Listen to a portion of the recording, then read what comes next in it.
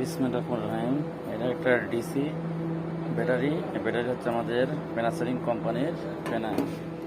কোম্পানির 9 ভোল্টের battery DC.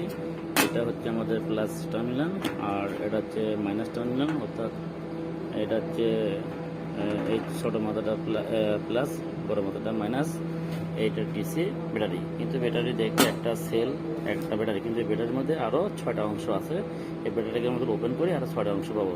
এই সেম মডেল ব্যাটারি একটা ওপেন করছে, দেখেন এই যে 6টা অংশ, 1 2 3 4 5 6, দেখেন 6টা অংশ মধ্যে একটা আমি এই যে একটা ভাগ করা হচ্ছে, এই যে ভাগ করে দিলাম।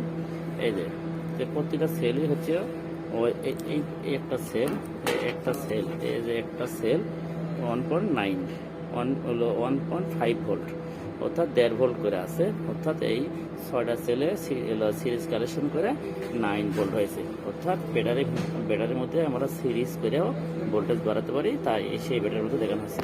আল্লাহ হাফেজ।